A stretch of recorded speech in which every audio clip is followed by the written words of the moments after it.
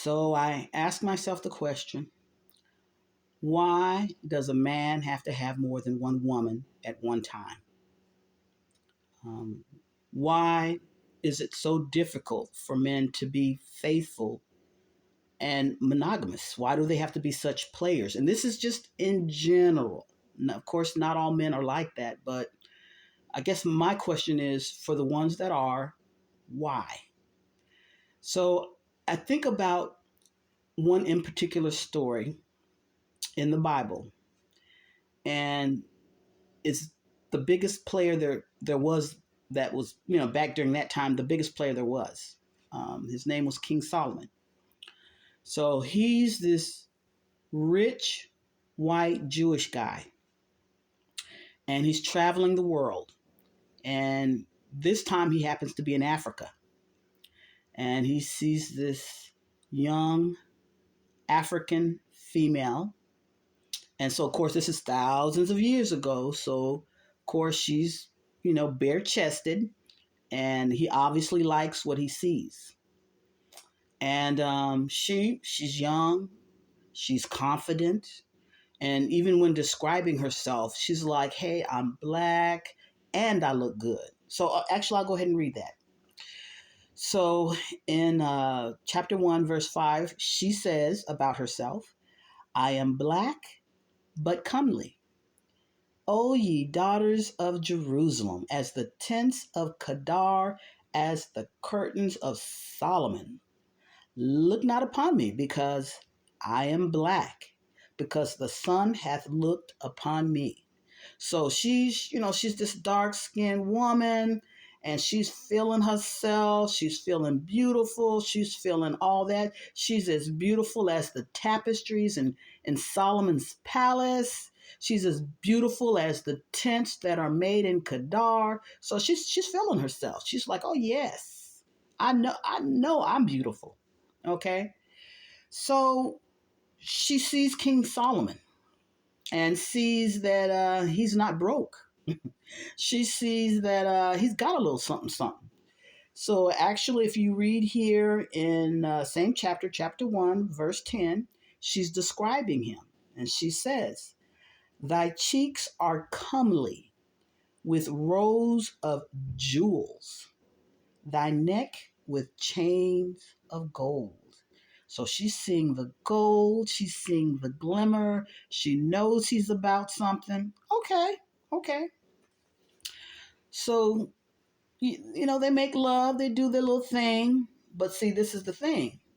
He doesn't bring her to the palace, they're outside. She's a little bit naive because you can hear the way she's describing it. It's like she's playing pretend. It's like the grass is her bed, and the trees are like the beams to their home, and the firs on the tree, that's the rafters. Actually, I'll go ahead and read that one. Verse 16, same chapter. It says, "Also our bed is green. The beams of our house are cedar, and our rafters of furs." So she's like she's playing pretend. "Oh, this is my home. We're out here making love on the grass." Okay, all right. So now we move a little bit further on. Okay, she's had sex with him. She's even describing how he tastes. Chapter 2, verse 3. She says, "No, this is the same African woman speaking of her little, her new friend. As the apple tree among the trees of the wood, so is my beloved among the sons. I sat down under his shadow with great delight, and his fruit was sweet to my taste." We already know what that means. He tasted sweet to her. Mm-hmm. Okay. So they're doing a little love making thing. Okay, so let's see what happens next. What happens with the typical man? I shouldn't say that, but with the typical man, what happens? "By night on my bed, I sought him with my soul. I sought him, but I found him not." So the joker took off. This is at night. She wakes up. They just got through making love. She fell asleep. She wakes up and he's gone. Mm-hmm. Typical man. Again, she's naive now. Remember, she's naive. So any other woman with some sense will be like, I know he didn't leave me out here butt naked outside on the grass. I know he didn't just do that to me. But her, she's young, she's naive, she don't know any better. Okay, so let's read on further. So we read in verse 2 that she actually goes looking for the joker. She says, I will rise now and go about the city in the streets, and in the broad ways I will seek him whom my soul loveth. I sought him, but I found him not. Surprise, surprise. So she's thinking the Joker's lost. He got up in the middle of the night, went to take a pee, and couldn't find his way back. So she's naive. She doesn't know. She thinks the man is lost. Okay? So she goes looking for him. She goes around asking the police. Well, at that time they call them watchmen, and said, "Hey, have you seen my beloved? Have you seen my love?" No, we ain't seen him. So she goes on a little further. Verse 4, chapter 3. She says, It was but a little that I passed from them, but I found him, whom my soul loveth. I held him, and I found him.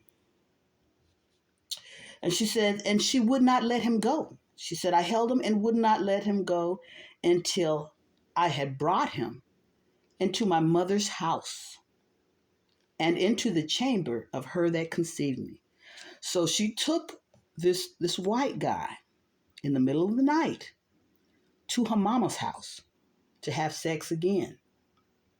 Now, first of all, back in them days, no, you don't do that.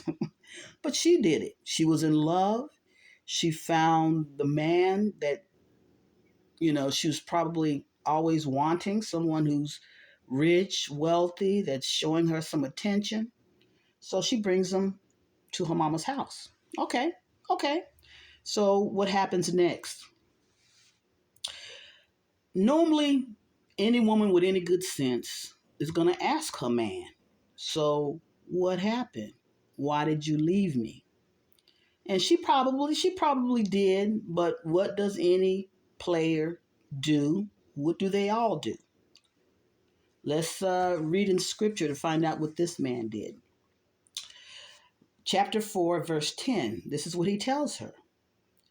How fair is thy love, my sister, my spouse. No, he didn't just call her spouse.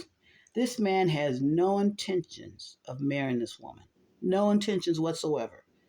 But he tells her what he wants to tell her to sort of kind of smooth things over, so that, anytime he wants to get back in them draws, he can.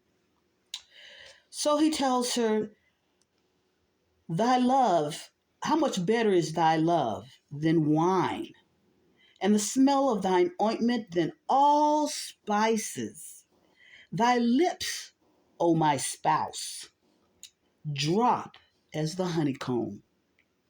Honey and milk are under thy tongue, and the smell of thy garments is like the smell of Lebanon. So he's telling her all this mess, and obviously she's buying it. She forgives him. So, okay. He took off, left her. She found him. She drags him to her mama's house. They have sex again. He explained. Well, actually, he never explains what happened. Never explains. Never tells her the honest truth. He just smoothed things over by telling her, "Oh, you sweet. Oh, you smell like this. You smell wonderful. Your love is all that." Yeah. Okay. Again, remember, she's young. She's naive. So, okay, what happens after this? They've just made love again. She falls asleep again. I mean, any mature woman's going to tell you what happens next. But let's go ahead and read and find out what happens next. Chapter 5, verse 6. And this is her speaking. She says, I opened to my beloved, but my beloved had withdrawn himself and was gone. My soul failed when he spake. I sought him, but I could not find him. I called him, but he gave me no answer. Okay, the second time. He took off and left her behind. So he did what I like to call a tap out. He tapped the booty, then he was out. He did a tap out. So this is the second time this is happening to this girl. Again, she's young. She's naive. The first time he took off, she thought, okay, maybe he just got lost. Second time he takes off, she can't find him. You know, she wakes up thinking she hears his voice, but it's not his voice. He's just gone. So what happens this time? The policeman, which I like to call the watchman back in those days, the watchman went looking for her. For her. It says, the watchmen that went about the city found me. They smote me. They wounded me. The keepers of the walls took away my veil from me. So her butt got beat by the police. They were looking for her. And they took her veil, which to me means, okay, veil probably meant some sign of that this at one time she was a maiden and only maidens wore veils. And so when the police found out she was defiled, that she was no longer a virgin, they're like, you're not wearing that veil anymore. You're no longer a virgin. Yank, and they take the veil from her. Okay. So she gets dissed again. But this time she get her butt beat for it. I mean, remember, it says right here, they smote me. They wounded me. And where was he during this time? Where was he while she was getting her butt beat? Okay. Again, she's young. She doesn't know any better. He took off a second time. She gets her butt beat. Okay. Now, the reason we know that the guy is white, obviously because we know that King Solomon was white, but she does describe him as being handsome and white. Actually, chapter 5, verse 10, she describes him. She says, my beloved is white and ruddy, the chiefest among 10,000. His head as the most fine gold, his locks are bushy and black as raven. So she's describing him, he's this, ruggedly looking white guy, Jewish, rich, again, attractive, ruddy, that kind of thing. Okay, so she describes him. So what happens after this? All right. So, well, actually, before we get into that, King Solomon himself at this time does describe how much of a player he is. So chapter 6, verse 8, he says what he has, what he owns. He says there are 60 queens, meaning he has 60 wives at this time. So of course, as we know, those who know your Bible, he had way more than that later on. But at this time, he has 60 wives and he has 80 concubines. So that's 80 mistresses. So, and then even after that, he has virgins without number. So he has a countless number of virgins just waiting to be defiled by him. Okay. And I say defiled because obviously he's just got he's a true nympho at its core, or was a true nympho at its core, because his number one objective was to score with as many women as possible. And so you have to keep in mind, with him being as wealthy as he was, at this time he was traveling the world. He was young. He was collecting souvenirs, including women, including women. The women that became his wife, those were normally, the Jewish women, those that were his concubines were the women of different nationalities that, obviously they were putting it down for him. They were laying it down. And he decided he wanted to keep those women. So those became his concubine. And then, of course, he had his virgins. He saw virgins that were extremely beautiful, attractive to him. And those he decided to keep on hand as spares. When he got bored with the wives, got bored with the concubines, he decided, hey, let me get one of my virgins.